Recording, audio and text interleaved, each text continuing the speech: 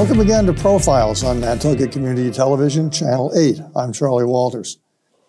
When I was a little boy, I had a stamp collection. And at the beginning of my stamp album, there was a 2-page map of all the countries in the world. So I developed an interest in geography, and I could pick out most countries on a map. In Europe, I could pick out all of the countries as they were at that time. But there was one country that I was well aware of, but knew absolutely nothing about. It seemed to be a black hole on the continent. And that country was Albania. I still don't know that much about Albania, although I know a lot more than I did a few days ago. But about 15, 20 years ago, Peter Panchy, who's been living on Nantucket for some time, was written up in the Inquirer Mirror because he was going to Albania.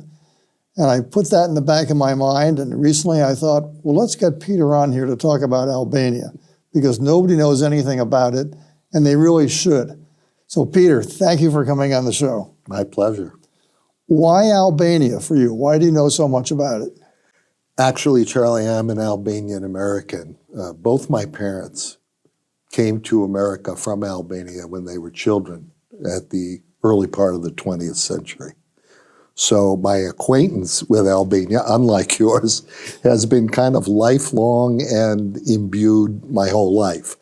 The reason I went to Albania, I took a sabbatical from teaching at Nantucket High School, and I taught at the University of New York in Tirana, Albania, for 1 year.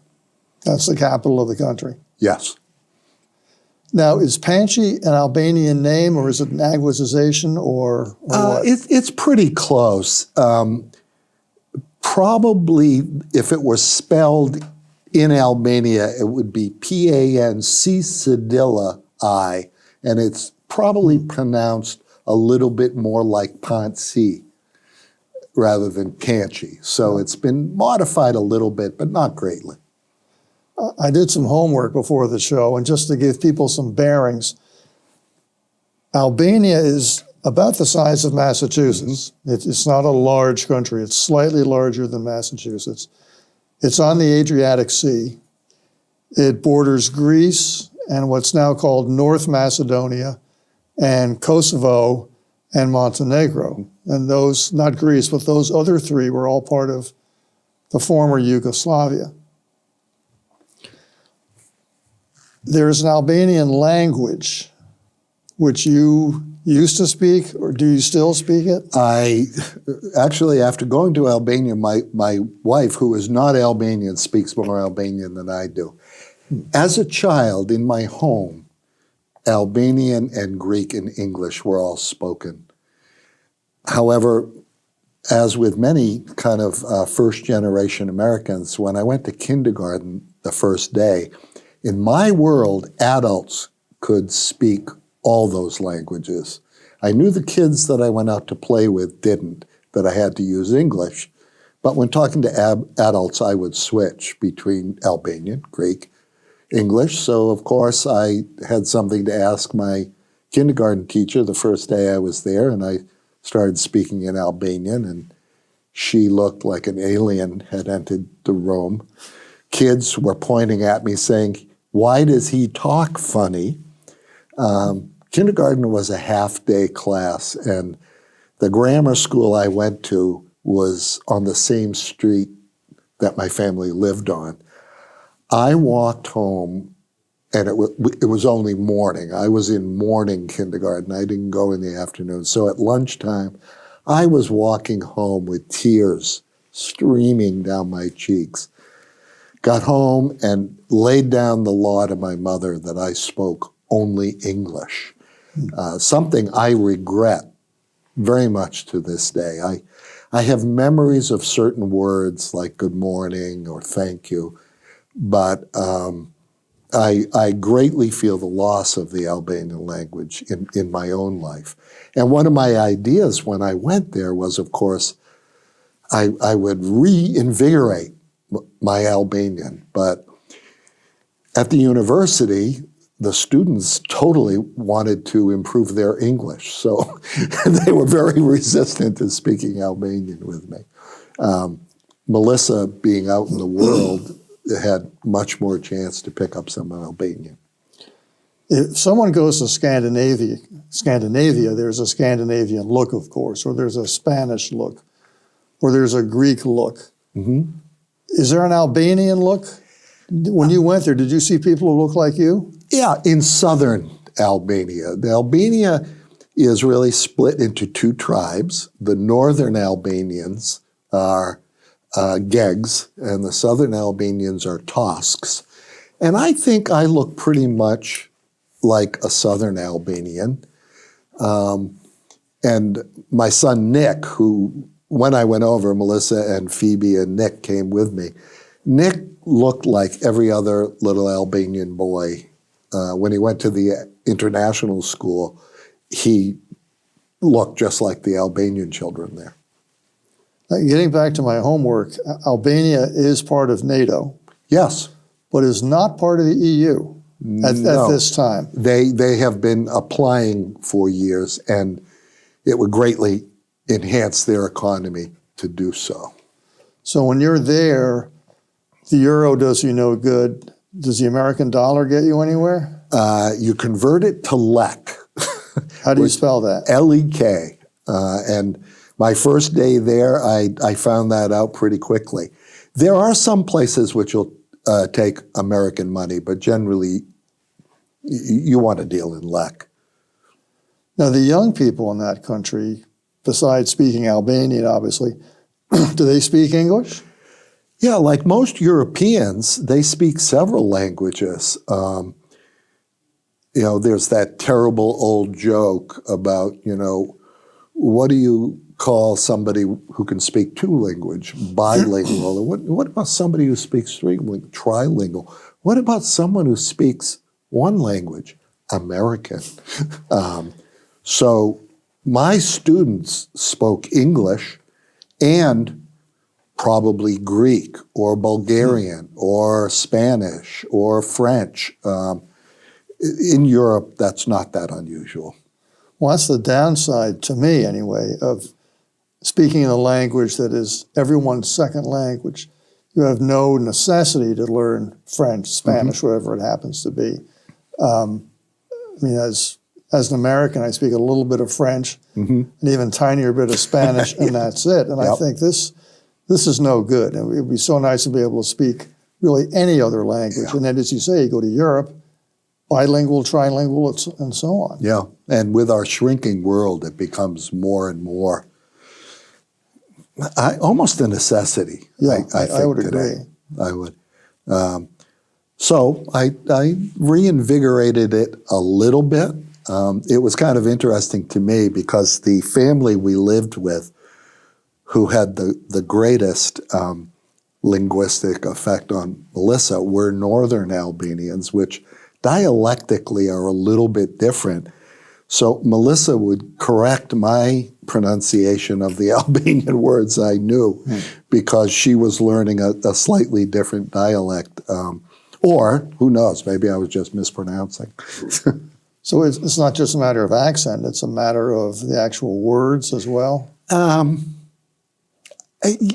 Probably a little bit of words, but more pronunciation, emphasis. I can't give you an example because I'm just not that facile. As small as Albania is, it has, I read, 12 national parks. Now, think of Massachusetts having 12 national parks, and it doesn't quite compute. But tell us what the country looks like. Well, there's a very shallow coastal plain, which has some very beautiful shoreline, especially in the southern half of the country. Obviously, it's got a lot of Roman and Greek ruins. It's an ancient country referred to in the past as Illyria. Are they well preserved? Yeah, in fact, some of them, I'd use Butrint as an example, have really only been fully excavated maybe in the last 20 or 30 years, but some of them are quite impressive. I kind of got off track. Oh, so once you get beyond the shallow coastal plain, it's mountains. It's very mountainous. I found it very beautiful. And both my parents were from a tiny village in the mountains on the border with Greece. And we visited there. I visited twice, but my whole family went there for a week once. Now, some of the mountains, I don't think where your family was from, but some of the mountains are referred to as the Albanian Alps. Yes. They're not actually part of the Alps that are in, Austria or whatever. No. That's just what they're called. But they have another name, which is? Oh, there was a book written called The Accursed Mountains, which, getting back to what you said, so little was known of Albania. I think not so much today. It does have a history of being inward. And although there have been Europeans who came and were greatly interested, like Lord Byron wrote many of his poems about Albania. Really? It's the kind of place where you don't know where people can read into it what they think, or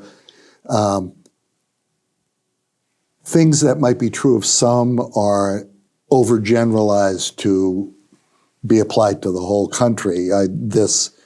That title is actually title of a book I looked at recently, where I felt some of the more unsavory aspects of Albanian history were kind of attributed to the entire country.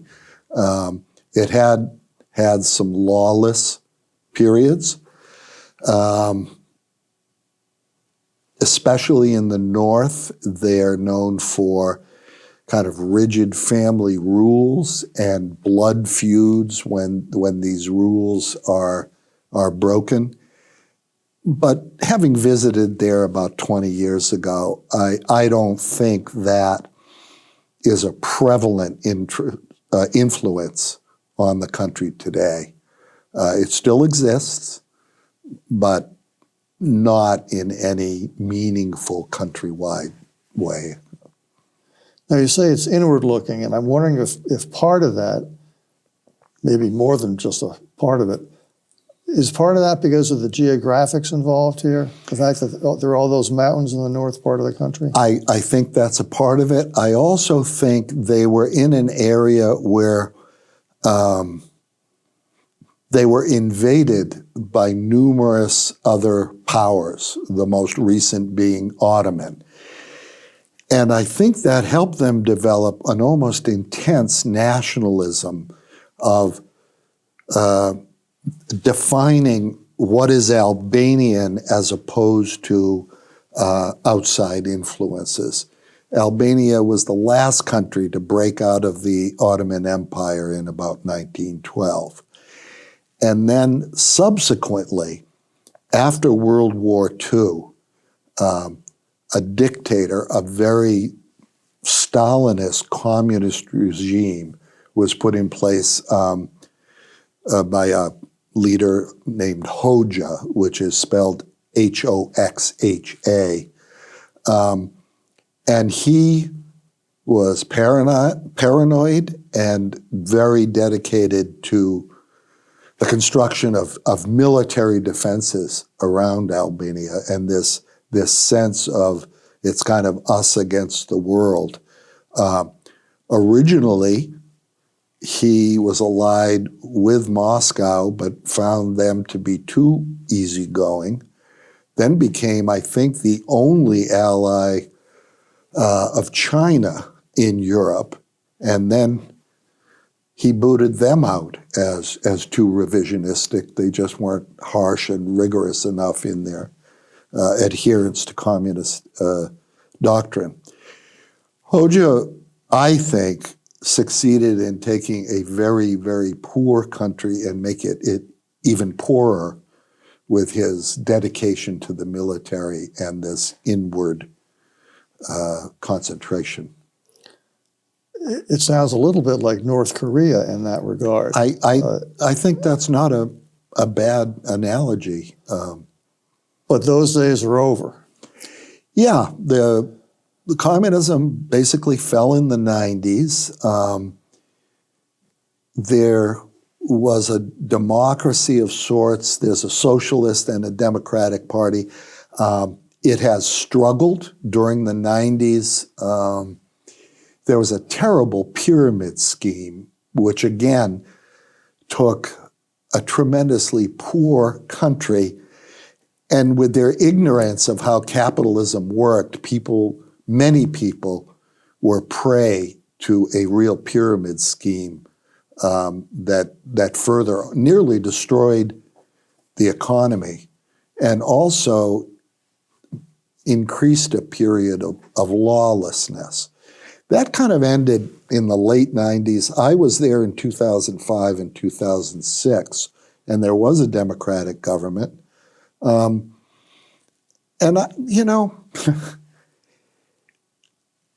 country escaping from communism has so many challenges.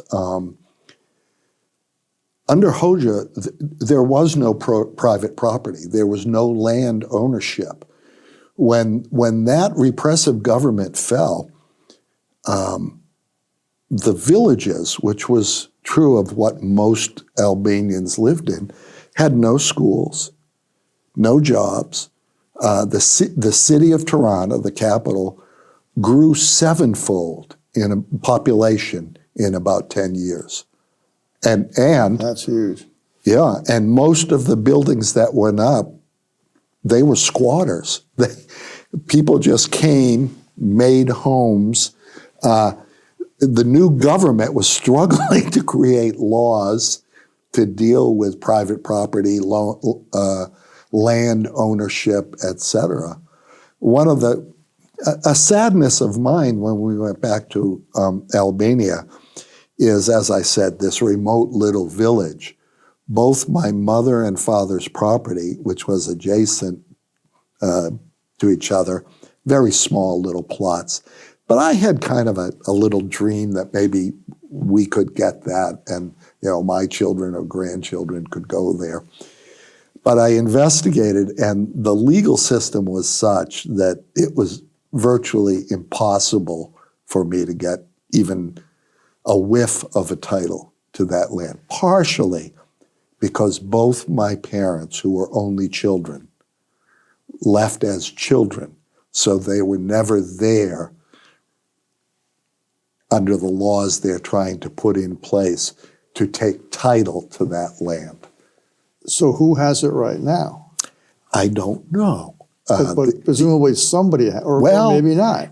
Interestingly enough, this teeny little backward village, and we're going to share a couple pictures of it with the audience, has become, I would equate it to the Berkshires as opposed to, New York City, maybe 1880s and 90s. People are building very nice homes up there to escape from Tirana. And the first ski lift in Albania went up in the last 10 years in Dartha, Albania. Well, let's back up a while. Your parents, their families, when they were young, so we're going back, 100 years or whatever, they owned their property at that time. Yes. But then when Hoxha came along, it was state ownership of everything. Everything. Yeah. Literally everything. Literally everything. And now those days are past. And the government is trying to figure out how to establish private land ownership in a meaningful way. This must be a widespread problem over there, because if the state owned everything.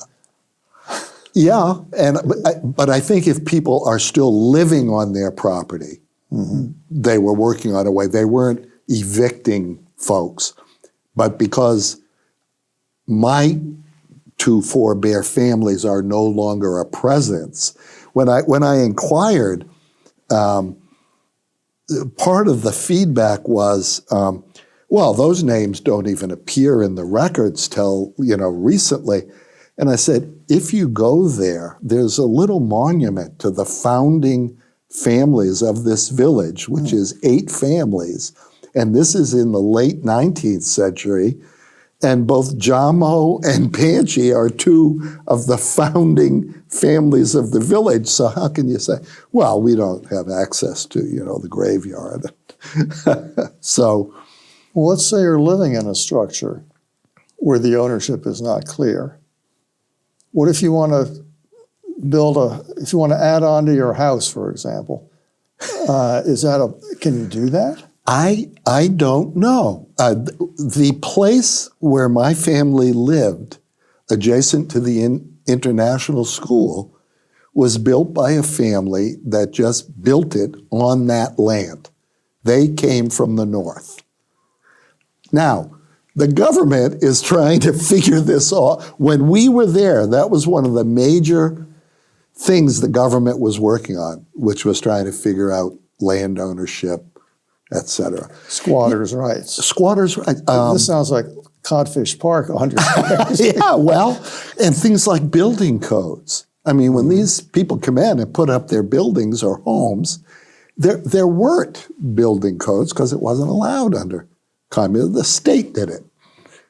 So it's interesting because one of my dreams when I came back, and I think I mentioned this to you previously, was I had talked to some of my students there, and I had talked to the university, and I had talked to the international school, which had apartments that would be vacant in the summer. And one of my ideas was to take some Nantucket high school students, pair them up with some of my university students, and have them work in emerging democratic government.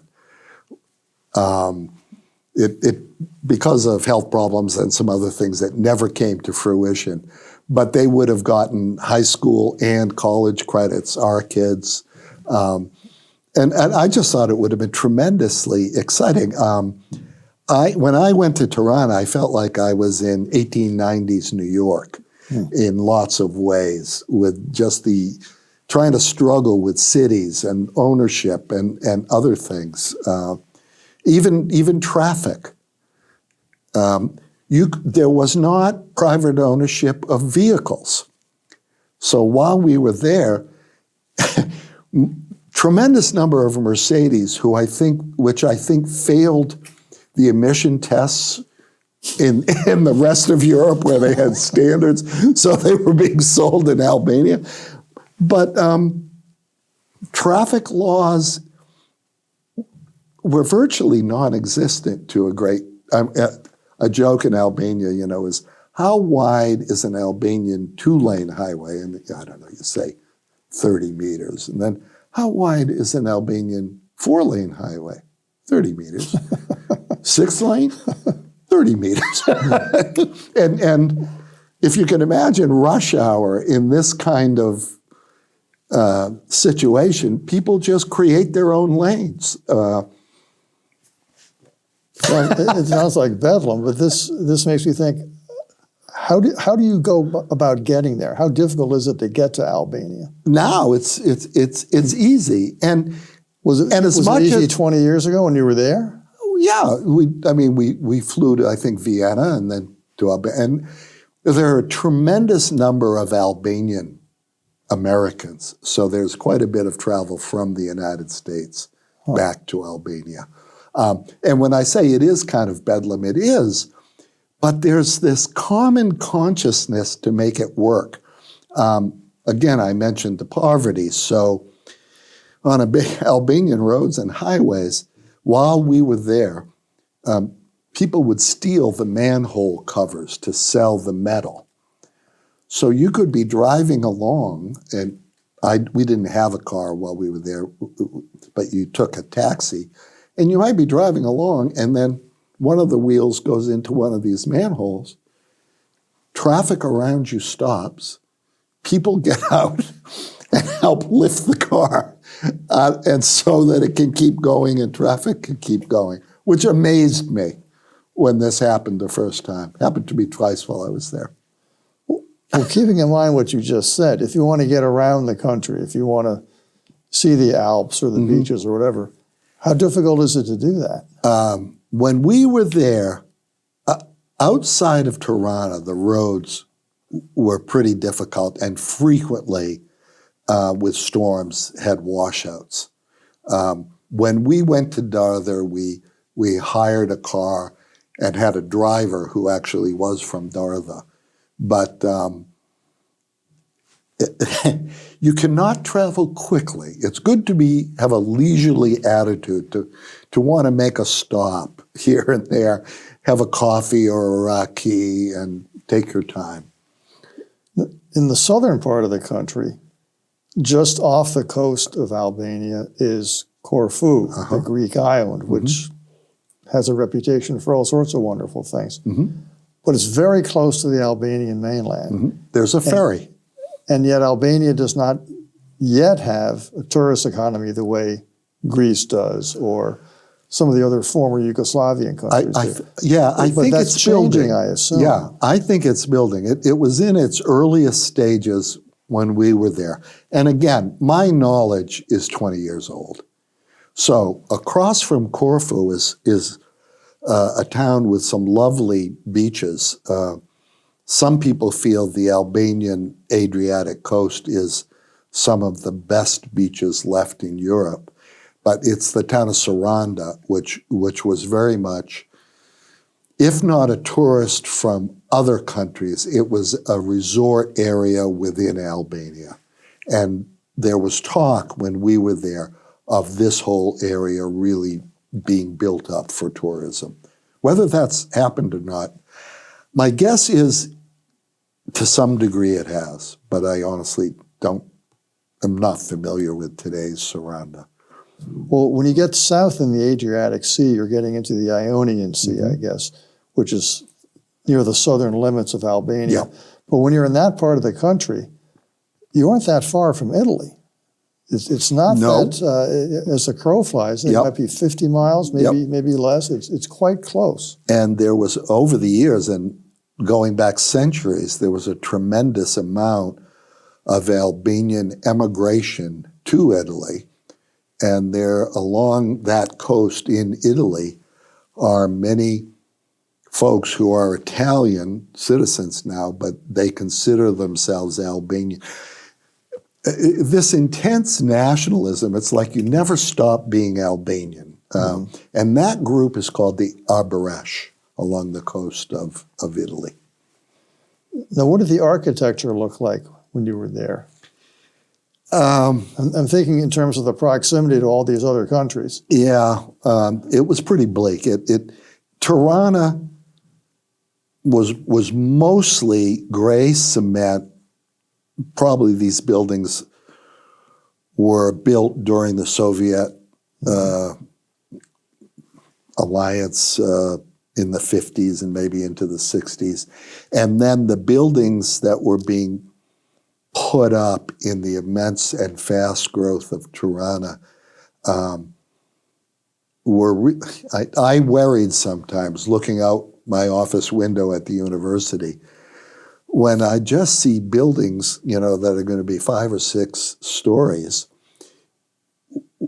with really not what I considered appropriate safety standards going up. And Albania is on a minor fault. I mean, there are low-level quakes occasionally in Tirana, and if they had a significant earthquake, I think quite a few of the buildings might be in jeopardy.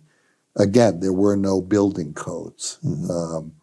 It was a real kind of heyday of kind of venture capitalism in a way. I mean, this interest in capitalism was complete through the university and my students. They were very interested in business and getting a chance to get into a modern economy. I think, and this is not only true of Albania, but with television and the internet, people get exposure to all the things you can have, but they don't have the wherewithal to achieve them. And there's a great interest among the young in trying to find out that that mechanism, and what do I do to kind of make all those things wonderful things I see present in my own company. And it's understandable. Absolutely. And the internet, of course, just exaggerates that whole thing you're talking about. Yeah, some of my best students would talk to me about bookstores in America. They would say, is it true you can go into a bookstore and pick up a book and look at it and read it a little and put it back and look at another book? And at first I said, of course. And then I went to do some book shopping, and books are kind of plastic wrapped. You can't kind of sample them. You go in, look at it. Or you can't even open them up. No. You buy it if you want to look at it. And of course, there's not multiple copies of a book. There's usually one. So that's what they're dealing with. And, the great interest in American genes, probably more students. Jeans. Yeah. Denim, to be clear. Yes, yeah. Yes. Well, that's fascinating because the internet, if you go to, I don't want to give them free advertising, if you go to a bookseller online, you can sample what's in the book at no charge. Right. And if you want to buy it, you don't have to buy the book. You can buy it on Kindle or whatever it happens to be. And my guess is, again, my knowledge and experience is 20 years old. So have those companies that sell online expanded to countries like Albania? Perhaps. Well, in a way, they already have expanded without trying because they're there.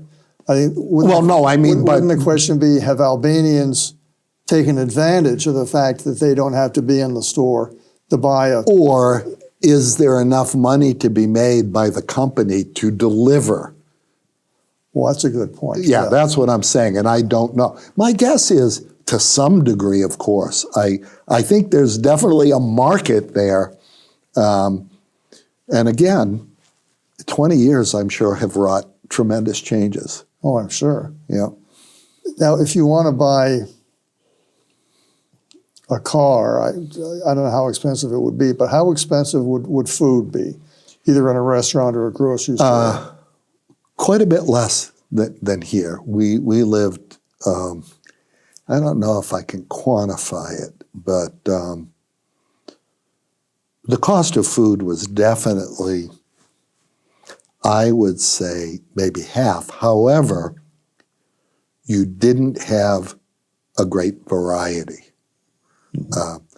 Things like meat were not readily available.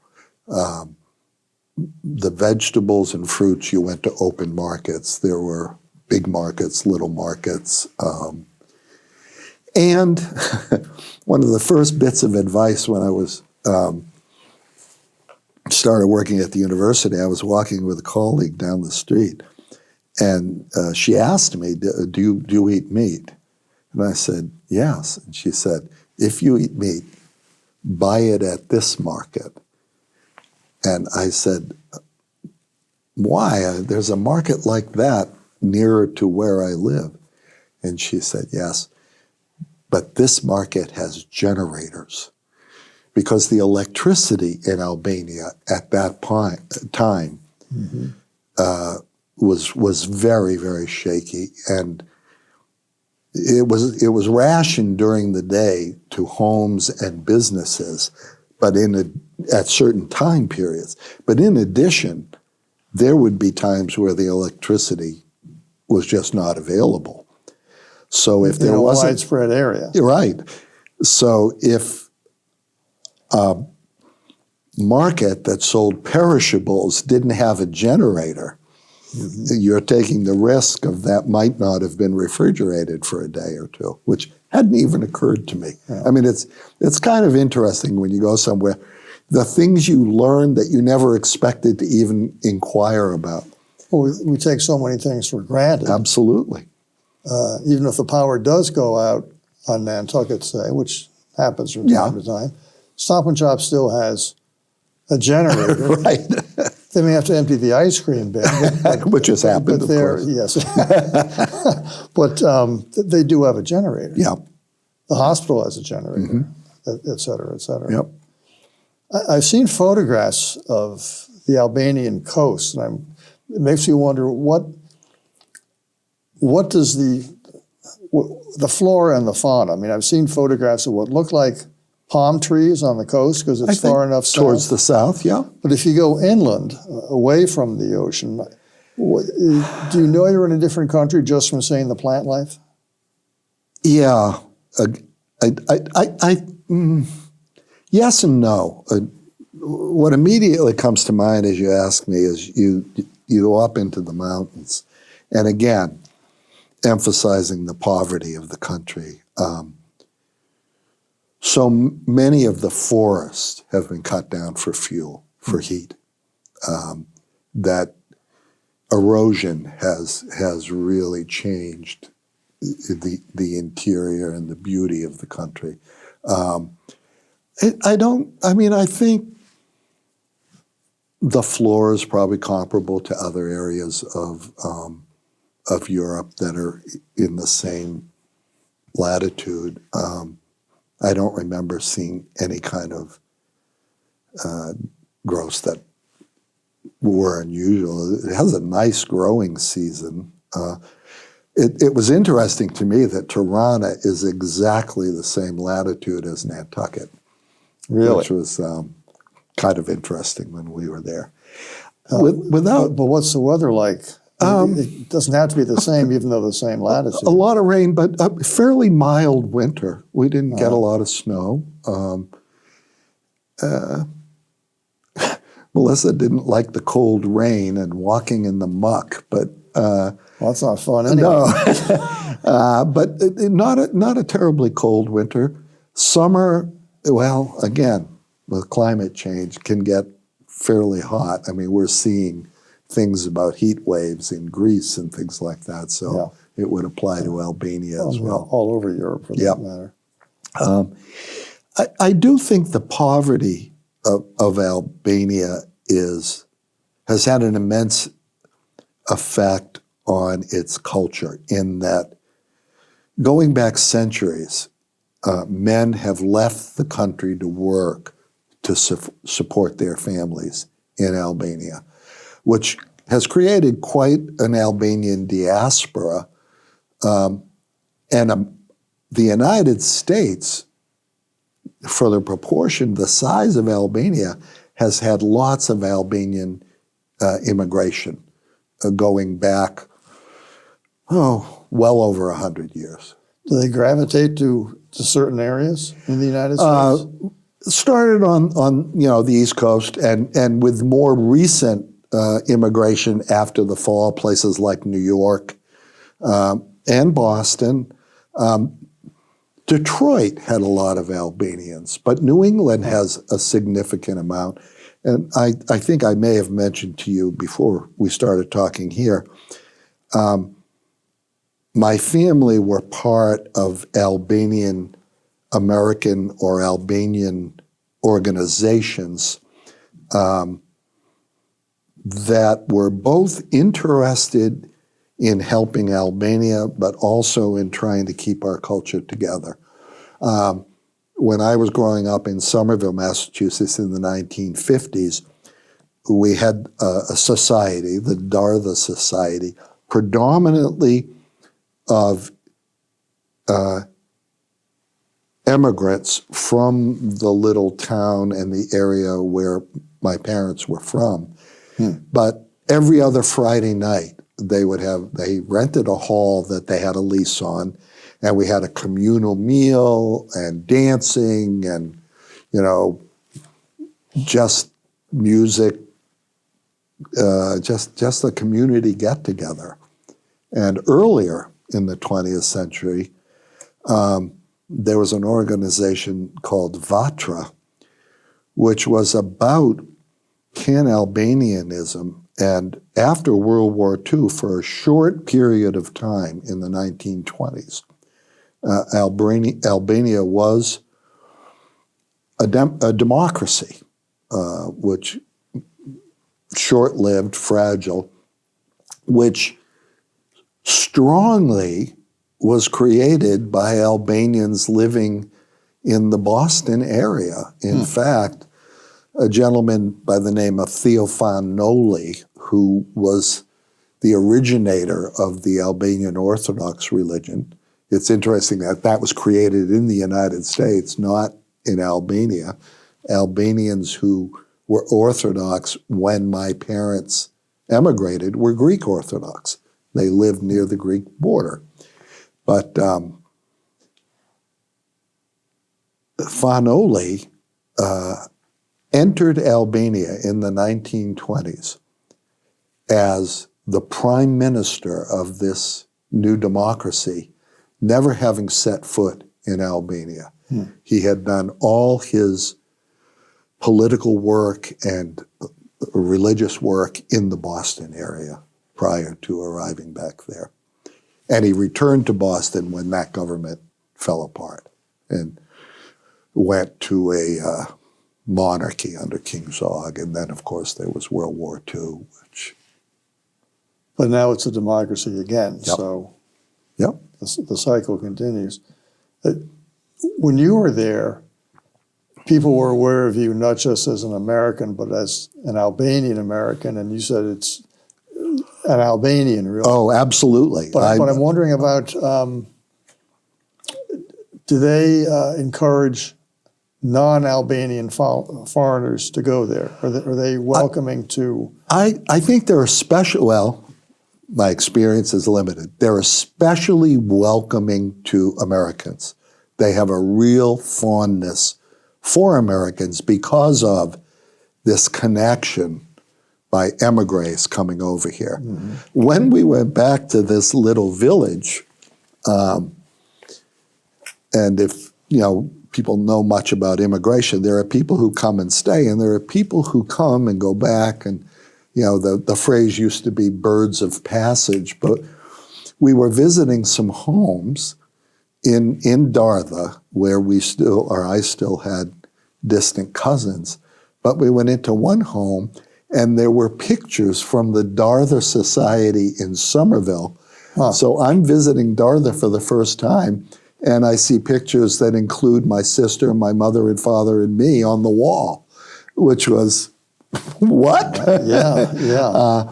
There's very, very much a sense I was treated as an Albanian. And even though my wife was not Albanian, I think that feeling, because she was married to an Albanian, was extended to her as well. I found people to be very helpful. There are a lot of English speakers there, but also, if you don't speak Albanian, people go out of their way to assist you. Part of the Albanian culture is this notion of besa, which is kind of generosity or being willing to help those who need help. And in general, I think it really permeates the population.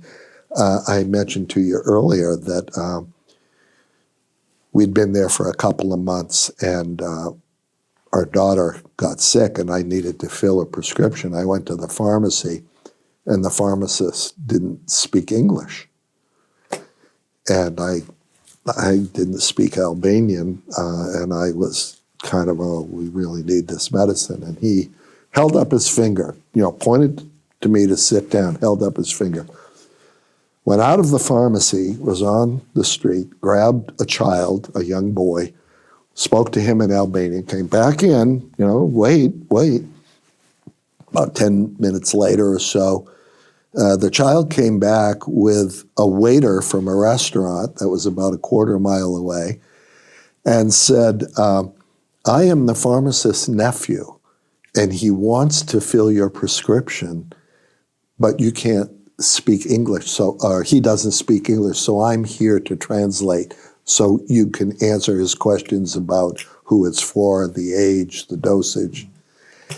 And I just felt comfortable, looked out for, and that is just one experience of that nature that I felt while I was there. And again, could that have been because I was considered an Albanian? Perhaps that added a little, but I think that was a general attitude of people I ran into. One of the things that surprised me about Albania when I was doing my research, that's a Muslim majority country. Yep. And I think you said before we got started today that it has a higher percentage of Muslims in its population than any other country in Europe. I think that's true. I'm pretty sure I'm pretty sure the Muslim population is more than 75%. It's in that area. And then there are also Catholics and Albanian or Greek Orthodox. Those are the main religions. While I was there was the Bishop of Korça. He was a Catholic bishop.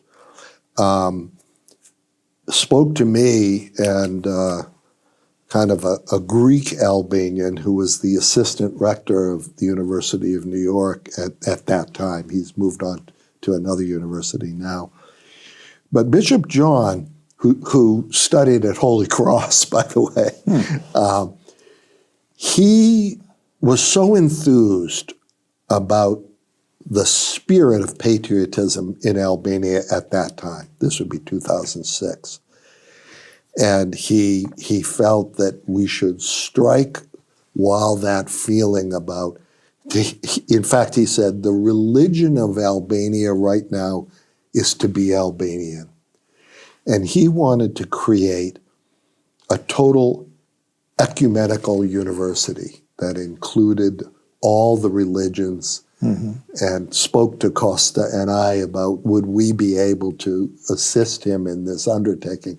And neither of us could, but we had some wonderful conversations with him about trying to preserve this pride, this national pride, this feeling of identity that was very prevalent when we were there.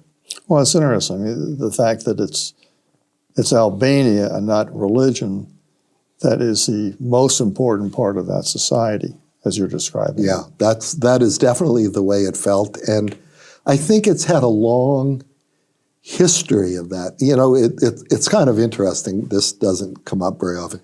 But Albania is a name kind of put on from outside. I don't know whether it was French or English. People in Albania refer to the country as Shqiperia, and if you're Albanian, you're a Shqip. And that is the land of the eagles, referring to the mountains, and Albanians are children of the eagles. And the eagle, I believe, appears on the flag? Yes. But of course, that flag is derivative. That two-headed eagle is also part of Ottoman symbolism, but definitely it has, through centuries, they've thought of themselves as the land of the eagles and symbolism. And the Albanian flag either is exactly or derivative from Skandabia, who in the 15th century drove the Ottomans out of Albania and kind of became their great national hero. Peter, this has been fascinating. I've gotten to ask you questions I've wanted to ask you for years. Well, I've enjoyed it. And as an Albanian, I take great pride in my country. Well, you should. It's a fascinating place with a fascinating history. I hope you get to visit. I hope I do too. I hope I do too. I hope to go back. And I would love to. Whether you know it or not, you're encouraging me to do it just from what you said. Yeah, I hope I can get there someday. And it is, we haven't talked much about it, it is a beautiful country. As I said, I'm hoping the roads have improved, which would allow you to travel more. Well, before we go, I want to say that when I first contacted Peter about coming on the show, I said, well, we can talk about Albania or we can talk about politics and government and the Constitution, because Peter is a former history teacher and he's also moderated political conversations on the island and also given lectures, would you say, at the Athenaeum? Yeah, lectures, Classes? led discussions. Yes. It's kind of a combo kind of thing, yeah. So what we agreed to do finally was to do Albania first, and we will have a further discussion having nothing to do with Albania, but about American government. But that's not going to be until after the 2024 elections. So hopefully we can do that in November or December. But keep in mind that there will be a part two of a sort with Peter Panchy. Peter, thank you for doing this. My pleasure. I've enjoyed this. greatly. Me too. Yeah. For Profiles on Nantucket Community Television, Channel 8, I'm Charley Walters. Thanks for tuning in. Please tune in again.